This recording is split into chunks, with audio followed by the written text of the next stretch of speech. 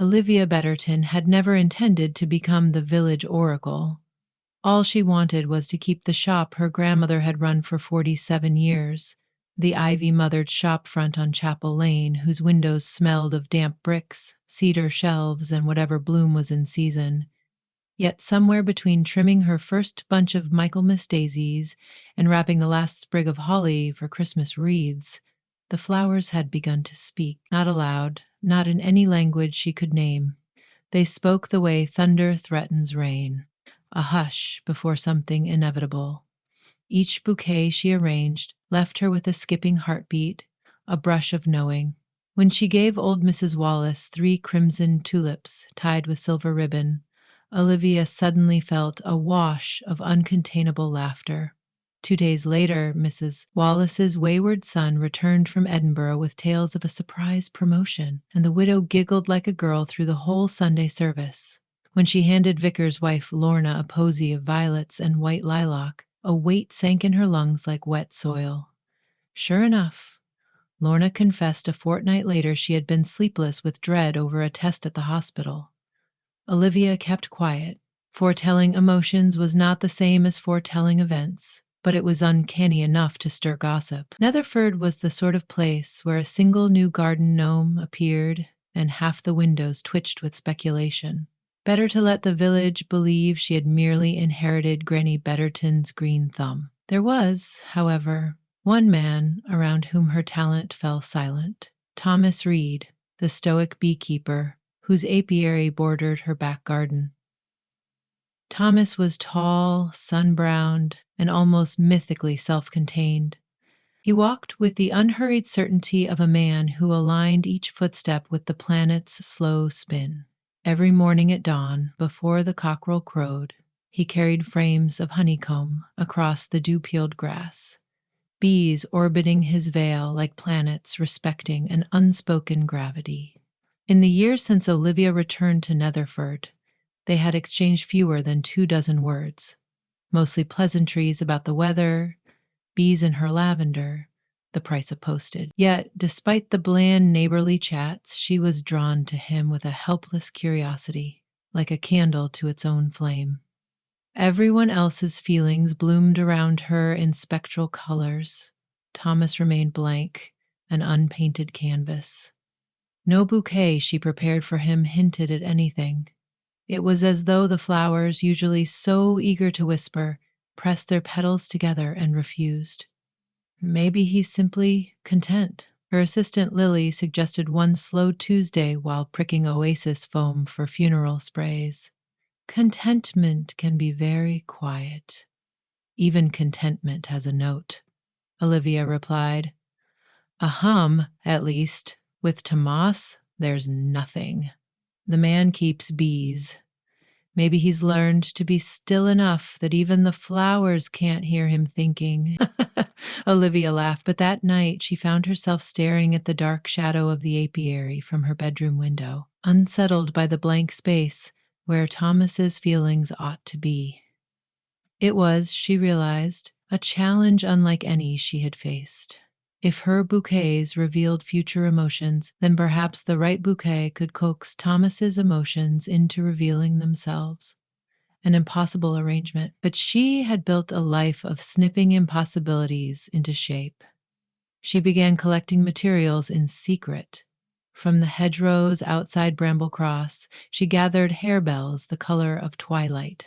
She ordered sprigs of silver brunia from a supplier in Cornwall, and persuading Mr. Davies, the school caretaker, to let her cut 3 branches of evergreen pine from the playing field. Each element murmured the faintest premonition, anticipation, guarded hope. Yet when she imagined them in Thomas's hands, the buzz of meaning faded again. Frustration sat on her like a heavy cloak. To clear her head, she walked the footpath along the river. Late September sunlight pin-pricked the water. She knelt to pick a cluster of meadow saffron, and the instant her fingers brushed the petals, she felt a sudden rush of honeyed warmth and the sharp sting of a tear. For a heartbeat, she smelled smoke, tasted salt, knew the ache of something cherished and unreachable. Then it was gone. She sat back, dizzy. That Whatever it was had Thomas's name on it, she was certain. That evening, she drafted her plan. The bouquet would be more than an arrangement. It would be a map, charting the hidden country of Thomas Reed's inner weather. At its heart, the meadow saffron. Around it, thistle for resilience, hellebore for serenity earned through struggle, rosemary for remembrance. Queen Anne's lace, fragile but defiant, would soften the edges. And somewhere among them she would weave a single strand of goldenrod hope, made visible. When Lily arrived at 7 the next morning, Olivia was already elbow deep in stems. If I didn't know better, Lily said, I'd think Valentine's Day had come early. It's research, Olivia muttered. Research looks an awful lot like devotion. Olivia ignored her. She anchored the bouquet with pine, threaded in a lattice of brunnea, balanced jewel-bright calendula against muted lamb's ear. As the shape took form, a shiver chased up her arms. Anticipation, yes, but tempered by sorrow. Underneath it all, a throb of yearning so fierce she had to steady herself against the workbench. She stripped off her apron, heart pounding, bouquet clutched tight. Thomas was in the garden tending a smoker when she reached the fence. He lifted his veil when she called his name, eyes the still blue of winter. I made something for you, she said, extending the bouquet, a token of gratitude for the honey you left on my step last week. He accepted it politely, studying it with the care he might give an unknown species of bee. You arranged this yourself? That is my trade, Mr. Reed. A corner of his mouth twitched. Right. It's beautiful, Miss Betterton. Thank you. She waited for the echo she always felt when a bouquet connected with its intended, that signature bloom of the emotion it foresaw. Nothing. Thomas inhaled the scent, nodded approvingly, and returned to his hives. The silence in Olivia's mind was so complete it felt like falling. Failure tasted metallic. She spent the afternoon second-guessing every stem and color. That night, rain drummed the roof, and she dreamed of bees drowning in floodwater, wings stuck like damp confetti to mud. The dream bled into life 2 days later, when the clouds broke with a violence seldom seen in Netherford. The river spilled its banks, and cold water sluiced across fields toward the village. Thomas's apiary sat on low ground. Olivia saw him sprinting beekeeping suit half fastened as she threw on her coat and followed. By the time she reached the hives, water was ankle deep and rising, frames and bees clumped in bewildered swirls. Thomas was dragging pallets into place, trying to elevate the hives. Lift that corner, he barked without looking at her. She obeyed. Together, they muscled the heavy boxes onto makeshift platforms, rain soaking through their clothes. A low moan came from the bees, a collective terror that vibrated Olivia's bones. When the last hive was secure, Thomas collapsed onto an upturned bucket and ripped off his veil. Rain plastered his dark hair to his forehead. His eyes, usually flint-still, churned with something raw. Are they safe enough? Olivia asked, shouting over the drumming rain. For now. His voice was hoarse. Lost a colony like this once, years ago. He stared at the hives as though willing them to stay afloat. Never forgot. Olivia crouched beside him. I'm sorry. He shook his head, struggling against emotions he clearly did not want to show, and there, in that roiling silence, Olivia finally felt it. Not just sorrow, but a birch-white grief peeling at the edges, brittle and unspoken. The rain blurred, the world narrowed to the tremor in his shoulders. She touched his hand. Tell me, she said, not sure where the word came from. Thomas swallowed. My wife, he said after a long minute. Caroline. She kept the bees with me. Storm like this 10 years ago. We tried to move them, slipped on the bank, hive toppled. She went into the water after it. Infection set in and he didn't finish. He didn't have to. Olivia's chest nodded around the meadow saffron premonition, honeyed warmth tangled with the sting of loss. You never remarried. He managed a faint smile. Didn't seem fair, didn't seem possible. They sat in the rain, sheltering nothing but each other, until the clouds tired of weeping. When they finally rose, Thomas glanced at her with a peculiar light in his eyes, as though seeing her for the first time. He opened his mouth, closed it again, then said simply, "Thank you." Their clothes dripped muddy river water as they trudged back up the lane. Olivia felt strangely weightless, as if the downpour had sluiced off her own burdens. For the first time, Thomas's presence thrummed inside her mind, mute but real, like the opening bars of a melody. The next morning, the sun drew mists from the fields, and live streams of bees whirred around the hives, alive. Thomas knocked on the flower shop door before Olivia had counted the till. In his hand, he held the bouquet she had given him, now a little wilted around the edges.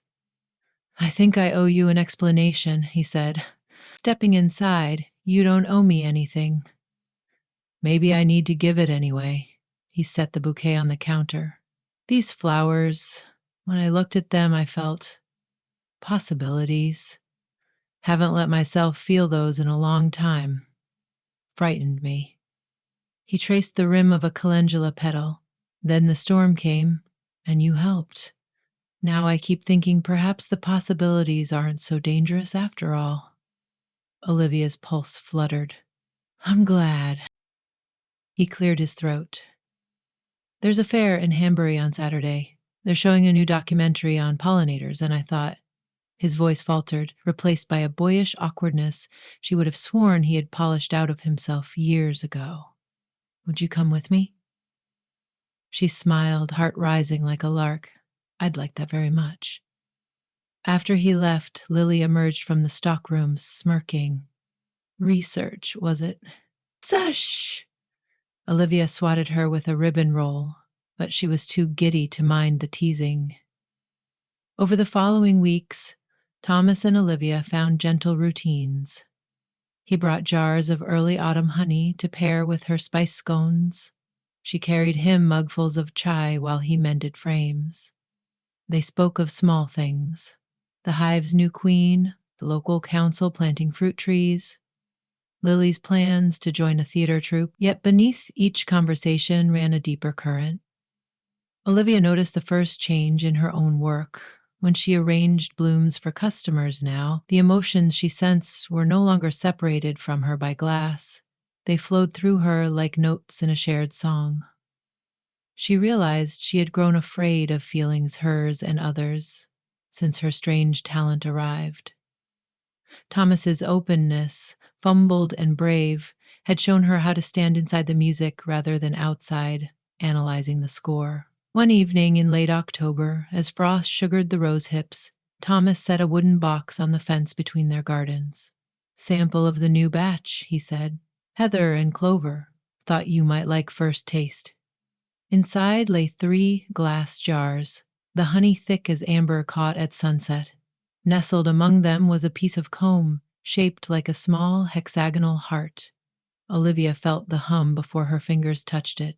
Anticipation, tenderness, the tremble of unshed tears, but sweet, so sweet. She lifted her gaze. "I'm working on something for you too." His lips quirked. "Another bouquet?" "Not just any bouquet. I think I finally understand what was missing." Curiosity flickered across his features, but he did not press. The patience of a beekeeper. All Hallows Eve dawned crisp and bright. Children in lopsided costumes paraded past the shop, clutching paper ghosts and half-eaten toffee apples. Olivia worked behind drawn curtains, assembling the arrangement destined for Thomas. She chose flowers not for their symbolism this time, but for the stories they carried. A single white chrysanthemum, truth laid bare, a ring of purple crocus, spring promised in the marrow of winter. Sprigs of flowering thyme, courage that hums beneath ordinary skin. Flourishes of meadow saffron, now dried and brittle, but fragrant still. Grief transmuted. She added a twist of ivy for constancy and tucked a honeycomb charm melted from spare wax Thomas had given her among the stems. Finally, she bound the hole with thin copper wire that caught the light and echoed the gleam of morning sun on bees' wings. As she tied the knot, a surge of feeling unlike any before coursed through her. It was not a premonition of Thomas's emotion. It was her own love, quiet and extraordinary, like the calm after storm. Tears blurred the copper. Dusk pooled in the lanes when she crossed to the apiary. Thomas was checking the entrance reducers on the hives, preparing them for colder nights. He straightened as she approached. "For you," she said, handing over the bouquet. He cradled it carefully. "It's beautiful.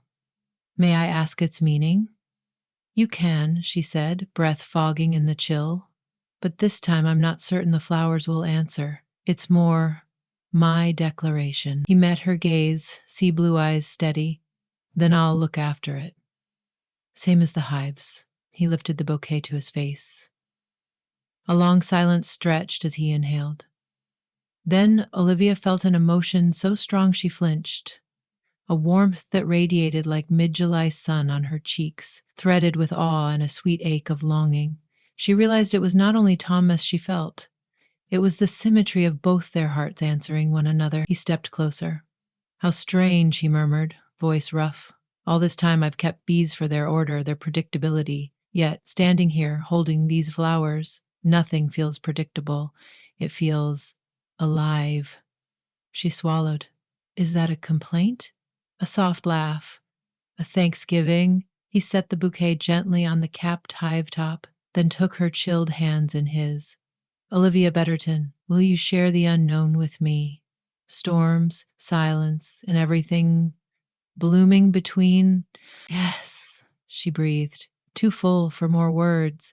Their first kiss tasted of heather honey and autumn frost. Around them, bees drifted sleepy circuits, settling into the hush of impending winter. Inside Olivia's mind, the flowers no longer whispered single notes. They sang, a many-voiced chorus, grief, courage, hope, and love, weaving into a harmony no storm could drown. Weeks later, when Netherford's houses donned fairy lights and wood smoke curled from every chimney, the villagers noticed changes. The beekeepers smiled more, and the florists' bouquets seemed richer, wilder, as though they contained whole seasons instead of stems. Mrs. Wallace declared them positively radiant. Lily claimed the shop bell chimed in a higher key these days. On the solstice, Thomas and Olivia hosted a small gathering in the apiary. Lanterns hung from bare branches, their honeyed glow reflected in jars of mead warmed with clove. Olivia had created centerpieces of snowdrops and dried lavender, threaded with tiny beeswax candles. She no longer feared what others might think. The village could whisper or wonder. Let them feel. When the last guest departed, Thomas poured her a mug of spiced mead. "Do your flowers say anything about the future tonight?" Olivia studied the nearest centerpiece. Snowdrops nodded in the lantern light, small brave faces in the dark. A ripple passed through her calm, as a still pond catching starlight. "They don't need to," she said. "For once, I'm happy discovering it one breath at a time." He smiled, brushing a petal from her hair. Above them, winter stars pulsed like distant blooms. Bees slept in their hives, dreaming of fields yet to flower. And nestled in the quiet English village, the florist and the beekeeper tended something neither had ever predicted, something more impossible and enduring than any arrangement. A future growing wild, humming with life, rooted in shared earth and open hearts.